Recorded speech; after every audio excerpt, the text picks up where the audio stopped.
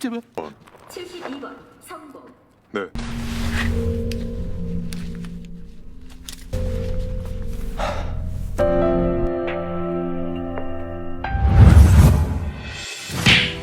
Hai guys, kembali lagi bersama Enkun di channel Zona Recap.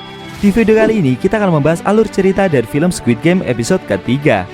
Film Squid Game merupakan film series Netflix yang berasal dari Korea dan dirilis baru-baru kemarin tahun 2021. Disutradarai oleh Hwang Dong-hyuk. Pada episode ketiga ini menceritakan ketika para pemain memutuskan untuk kembali ke permainan gila dan bersiap menghadapi tantangan berikutnya. Lalu game apakah yang akan mereka mainkan? Penasaran? Oke, untuk detail ceritanya langsung aja kita bahas. Let's go!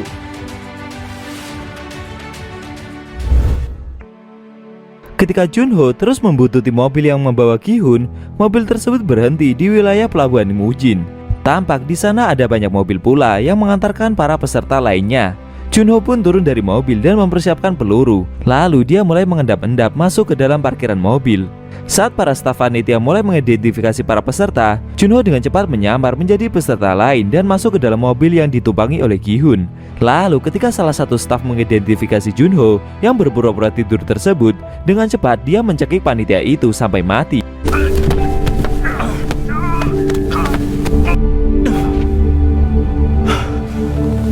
Kemudian dia mengenakan pakaian yang dipakai panitia tersebut sebagai penyamaran. Setelah itu ia membuang mayat panitia tersebut bersama ID card polisinya ke laut.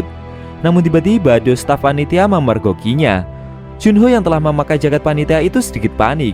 Untungnya dia berhasil mengelabui dua staf panitia tersebut dengan berpura-pura mabuk laut. Kedua staf itu mengingatkannya mengenai aturan sebagai panitia untuk tidak boleh berbicara sembarangan kecuali ada hal penting saja. Dan setelah itu, kedua staf tersebut mengajak Junho untuk kembali bertugas. Para panitia mulai membawa seluruh peserta yang masih tak sadarkan diri ke dalam ruangan. Seperti sebelumnya, para pemain itu dipakaikan jaket hijau, lengkap dengan nomor urut masing-masing. Tak lama kemudian, para pemain sudah sadar kembali.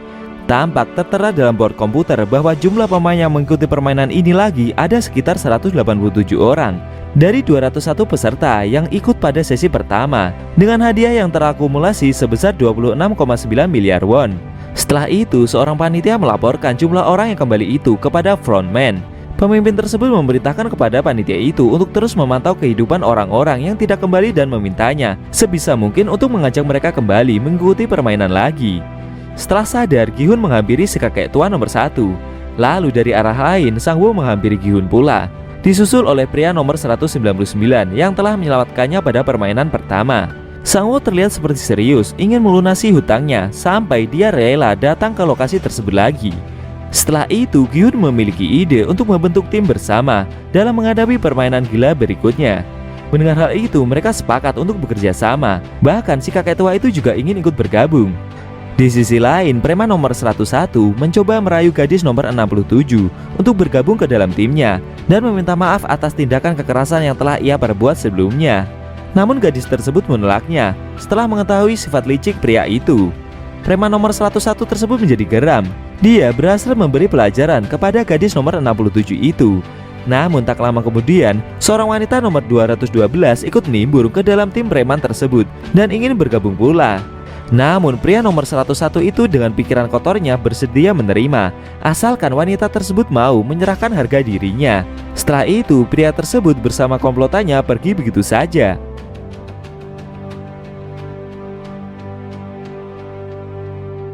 Lalu para pemain diinstruksikan untuk berkumpul di tengah aula karena makan malam akan dibagikan. Seluruh pemain pun antri mengambil makanan yang dikemas. Setelah seluruh anggota tim Gi-hun menerimanya, si kakek tua nomor 1 itu jadi teringat akan kenangan masa mudanya yang selalu dipersiapkan bekal makanan sebelum bekerja. Gi-hun pun jadi teringat juga akan kenangan masa kecilnya itu ketika ia masih sekolah SD bersama Sang-woo yang selalu berbekal nasi kotak. Namun mendengar hal itu, Sang-woo malah langsung menyetop nostalgia akan masa lalu mereka. Menurutnya lebih baik mereka memikirkan strategi yang tepat untuk menghadapi permainan selanjutnya saja. Gi-hun mulai menerka permainan selanjutnya. Menurutnya permainan nanti pasti tidak jauh dari permainan anak-anak, seperti halnya permainan yang telah mereka lalui sebelumnya. Gi-hun mulai menyebutkan kemungkinan permainan selanjutnya yang merupakan permainan anak-anak tersebut. Tapi pria nomor 199 tampak sedikit tegang karena dia tidak tahu sama sekali permainan anak-anak yang disebutkan Gi-hun barusan. Sang-woo memotivasinya untuk tidak perlu khawatir. Andai ada permainan yang masih sulit dipahami, anggota yang lain pasti akan membantunya juga. Tidak lama setelah itu, ketua panitia menginstruksikan bahwa jadwal tugas seluruh staf telah selesai. Mereka dipersilakan untuk beristirahat di kamar masing-masing. Junho pun dengan tetap bersikap layaknya staf lainnya menuju ke kamar sesuai dengan nomor urutnya. Setelah masuk ke dalam kamar, Junho melihat peraturan bagi panitia yang tertera. Seperti yang pertama, selalu memakai topeng saat di luar ruangan. Lalu yang kedua, dilarang berbicara tanpa izin. Dan ketiga, dilarang meninggalkan ruangan tanpa izin pula. Tak lama kemudian, ia mendapat jatah makanan yang diantar oleh panitia lain. Junho mencoba lebih berhati-hati lagi, karena di kamar itu terdapat CCTV yang selalu mengintainya.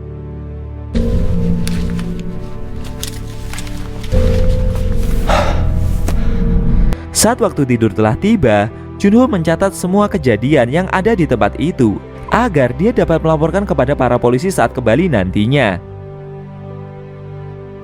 Sehabis makan malam, para pemain akhirnya tidur di ranjang mereka masing-masing. Namun wanita nomor 212 meminta izin kepada panitia untuk pergi ke toilet. Dia sampai berteriak terus-menerus karena sudah tidak kuat untuk buang air kecil. Tidak lama setelah itu, salah satu panitia mengizinkannya pergi ke toilet. Namun dari arah lain, tiba-tiba gadis nomor 67 menyerobot dan dia ingin pergi ke toilet juga. Setibanya di toilet tersebut, ternyata wanita nomor 212 itu sedang membohongi para panitia agar dia bisa merokok dengan tenang. Akan tetapi secara mengejutkan, gadis nomor 67 itu malah masuk ke dalam toiletnya, bahkan sampai menghunuskan pisau. Wanita itu jadi takut dan panik. Namun ternyata gadis tersebut hanya ingin mencari sesuatu petunjuk dengan memasuki saluran udara di atas mereka. Akhirnya wanita nomor 212 itu berusaha membantunya. Setelah masuk ke dalam saluran tersebut, gadis itu melihat para panitia yang sedang mengaduk suatu adonan. Setelah itu ia segera turun kembali. Untungnya panitia menunggu di luar toilet tidak memorgoki aksi yang telah mereka lakukan. Kemudian mereka berdua pun disuruh untuk kembali ke tempat tidur masing-masing. Saat berjalan ke kasur untuk tidur, gadis nomor 67 itu memberitahukan apa yang telah ia lihat kepada wanita nomor 212.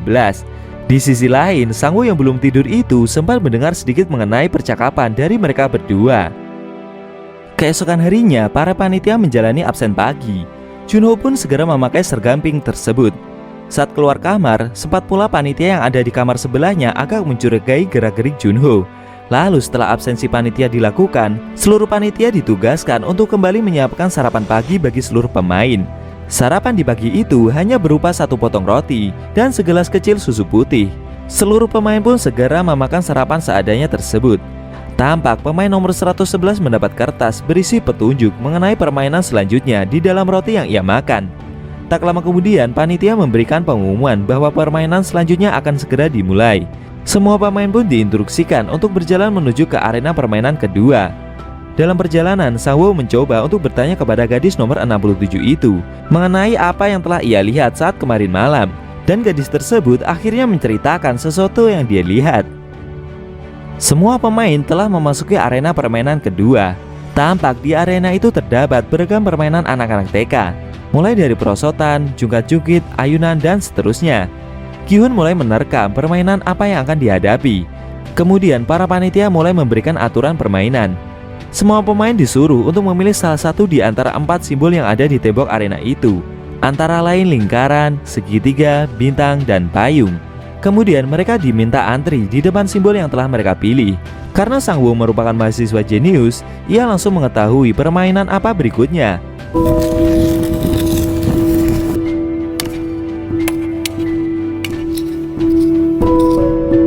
Tapi entah kenapa saat Gi-hun mendiskusikan permainan apa yang akan dihadapi, Sang-woo seperti enggan memberitahunya. Sang-woo memilih simbol segitiga. Lalu pria nomor 199 memilih simbol lingkaran. Gi-hun memilih simbol payung. Sedangkan kakek tua nomor 1 otomatis memilih simbol bintang. Sang-woo yang mengetahui pilihan Gi-hun itu merasa tidak tega dengan pilihannya. Waktu pemilihan simbol telah habis. Semua pemain disuruh untuk berbaris antri bergilir untuk mengambil benda yang telah disediakan.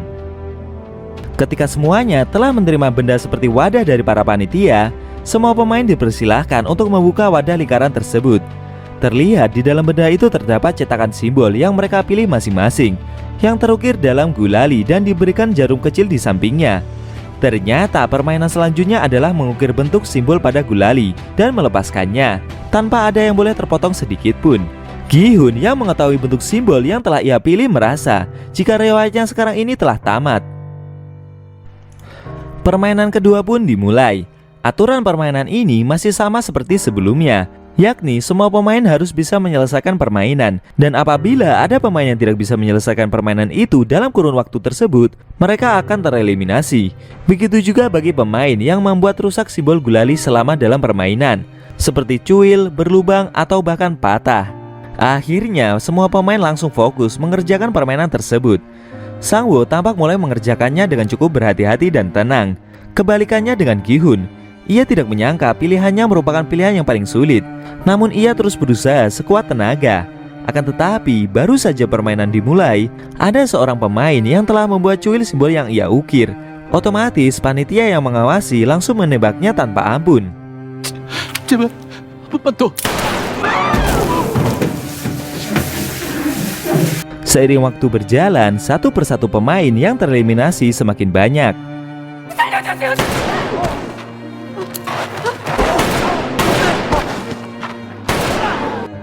Di sisi lain, wanita nomor 212 mencoba mencari cara cepat untuk bisa lolos. Caranya dengan membakar jarum yang disediakan menggunakan korek api miliknya. Sedangkan terlihat preman nomor 101 yang sangat panik dan berkeringat. Dia berusaha susah payah menyelesaikan permainan tersebut. Tak lama kemudian, pemain nomor urut 111 berhasil menyelesaikan permainan kedua itu dan menjadi orang pertama yang lolos. Tidak heran jika dia berhasil menyelesaikan permainan tersebut duluan, karena sebelumnya dia telah mendapat informasi permainan dari orang dalam. Tidak lama setelah itu, gadis nomor 67 dan pria nomor 199 juga berhasil menyelesaikan permainan. Dan tak lama kemudian, banyak pemain lain yang telah menyelesaikan permainan pula. Bagi para pemain yang telah menyelesaikan permainan kedua itu, mereka digiring menuju ke ruangan aula. Akan tetapi bagi pemain nomor 111, dia malah diajak seorang panitia masuk ke ruangan yang berbeda. Sepertinya ada beberapa panitia yang sedang bersekongkol dengan peserta itu. Permainan kedua masih berlangsung. Tiba-tiba salah seorang panitia mencurigai Junho, karena ia seharusnya bertugas mengangkat mayat para pemain yang telah gugur, bukannya mengawasi para peserta permainan. Junho yang merasa gugup itu beralasan bahwa ia masih sedikit bingung dengan tugasnya sekarang.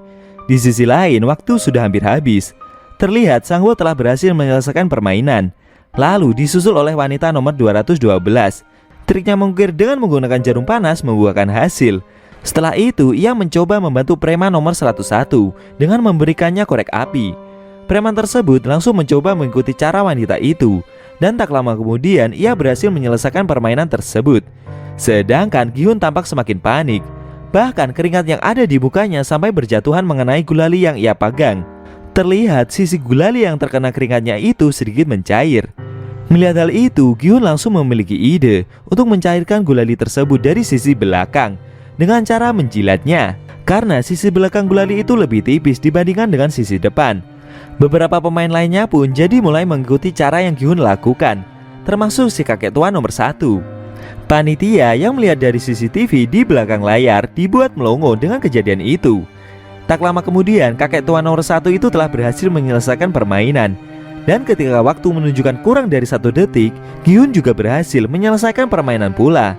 Perjuangan, ketelitian, dan kesabarannya untuk mengukir simbol payung telah membuahkan hasil yang nyata. Ia sampai meneteskan air mata karena telah berhasil menyelesaikan permainan itu tepat waktu. Di sisi lain, terlihat banyak para pemain lain yang tidak berhasil menyelesaikan permainan kedua saat waktu telah habis. Seorang pemain mencoba untuk memberontak sampai menusukkan jarum besinya ke salah satu panitia. Kemudian ia dengan cepat merebut pistol dan menyandra panitia tersebut. Kejadian itu diketahui oleh frontman yang melihat dari CCTV, dan ia pun langsung bergegas menuju ke lokasi permainan. Para pemain yang gagal lainnya yang melihat kejadian itu langsung ditembaki oleh para panitia. Pemain yang memberontak itu kemudian menyuruh panitia yang ia sandra untuk membuka topengnya. Terlihat dari balik topeng itu seorang pria yang masih muda. Namun setelah itu peserta tersebut malah memilih untuk bunuh diri dengan menembakkan pistol yang ia pegang ke kepalanya sendiri. Tak lama kemudian frontman datang dan menembak kepala panitia yang membuka topengnya itu. Frontman mengingatkan kepada para panitia yang lain, jika sampai mereka membuka topeng seperti yang panitia itu lakukan barusan, mereka juga tidak segan-segan akan dibunuh. Selang beberapa detik kemudian, para panitia yang bertugas mengangkut para mayat peserta yang gugur telah tiba. Mereka segera memasukkan mayat tersebut ke dalam peti hitam dengan pita berwarna pink. Permainan apakah yang akan dihadapi selanjutnya? Dan apakah penyamaran Junho akan terbongkar? Saksikan kelanjutan ceritanya pada alur cerita Squid Game episode keempat selanjutnya. Oke guys, itu tadi alur cerita dari film Squid Game episode keempat.